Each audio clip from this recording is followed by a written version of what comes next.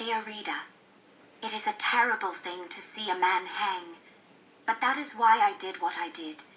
Was I right to act in such a way? You must decide. If, when you reach my last words, you cannot forgive me, so be it. Just know that although you will not find me in any history book, I shall tell the truth about what happened, no matter how painful to me the authoress of these words. For on these pages, I have dared to put my trust in your heart. Sophia Calderwood. Part 1, 1776. Chapter 1. In the momentous year of 1776, on the 22nd of September, my mother and I were rushing back to the city of New York. New York was where I was born, and where I had lived peacefully until just a few weeks before, when we had fled in fear for our lives. The war for our country's independence had come to our door. First, my brother William, along with thousands of other patriot soldiers, ferried across the East River to the village of Brooklyn to defend the city from a British attack. Alarmed by the danger, my father warned us we might have to leave. And indeed, the Americans lost that battle and retreated through Manhattan as Great Britain gained complete control of the city. But there was no news of William.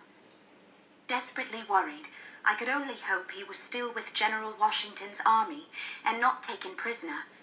At times, though no one spoke it, we feared he had been killed. Too frightened to wait until we could find out, Father had said we must leave our house. It was a wise decision. Soon after, British troops occupied New York. A fire erupted and destroyed many buildings.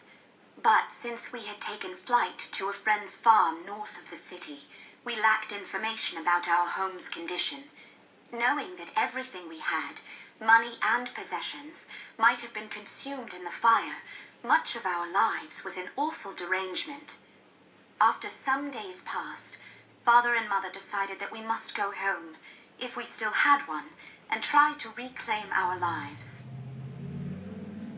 Not sure how secure the way would be, Father made the decision that Mother and I, being females, should travel first. It was his belief that English soldiers would not harm a mother and child. "Are they not," he said, "our kinsmen and a civilized people?" Moreover, we would travel on a Sunday, Lord's Day. Surely all would be peaceful. As soon as Father determined that the roads were not dangerous for him, he would follow. So it was that before dawn on Sunday morning, Mother and I, full of disquietude, set out to walk the 12 miles to the city. With me clutching Mother's hand tightly and barely looking up, we took the road called Harlem Lane. I may have been willowy for my 12 years of age, and my name was Sophia, the Greek word for wisdom, but you could just as well have called me frightened and been done with it. In truth, as we hurried along, all my thoughts were on William. He must come home. It was late morning when we reached the outskirts of New York. By then, my wood-soled shoes were soaking wet, my ankle-length linsey-woolsey dress was mud-spattered, and the laces of my bonnet, a mob cap, would not stay tied. As we approached a ripe apple orchard, we observed a group of red-coated British soldiers, armed with muskets and bayonets, marching toward us. By their side, a drummer boy beat slow, swinking strokes. An officer, a heavy, sweating man with a nose as bright red as his hair and uniform, strode along in high black jackboots. Following him was a Negro, his slave, I supposed. In the middle of the soldiers was a man whose hands were tied behind his back.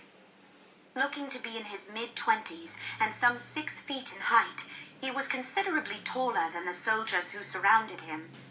Dressed in civilian clothing, he wore no jacket and had a white muslin shirt open at the collar. His light brown hair was arranged pigtail style. In the slanting morning light, I noticed his blue eyes. I will admit, I thought him handsome. The young man walked with a dignified bearing, but his face was anything but serene. Rather, he bore a look of pale, raw intensity, with a gaze that appeared to be on nothing and everything at the same moment. "What are they doing with that young man?" I said in a low voice to Mother. She squeezed my hand, and in as fearful a voice as I had ever heard her utter, she said, "I think they are about to hang him." Open-mouthed, I watched as the men approached an apple tree upon which a ladder leaned.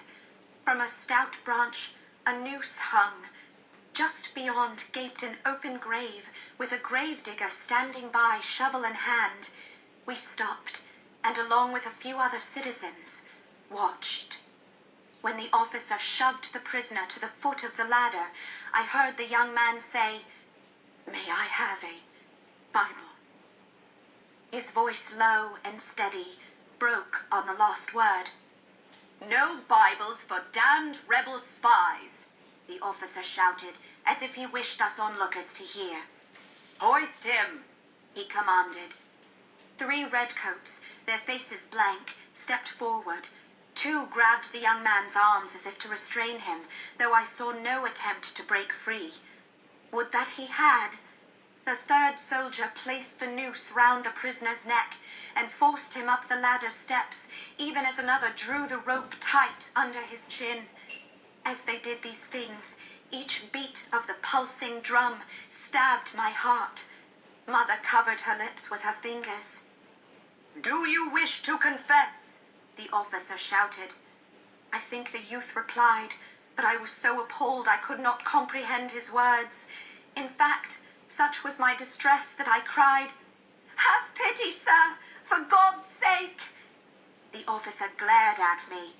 "Be still, missy, or you'll come to the same fate." I shrank behind Mother, but peeked round to watch. The officer turned back to his soldiers and shouted, "Swing the rebel off!" One of the soldiers kicked the ladder away. The young man dropped. I gasped. His neck must have broken, for he died in an instant. Perhaps that was God's mercy. Sometimes a hanging is nothing but slow strangulation. Mother, pulling my hand, said, "Sophia, come!" Sobbing, I stumbled away. Later, we learned that the young man's name was Nathan Hale. Over time, his death proved of greater consequence than his life. Without any doubt, it altered the history of my country as it altered mine. Indeed, what I had just witnessed was the beginning of my extraordinary adventures. I shall tell you what happened. Chapter 2. First, however, you must know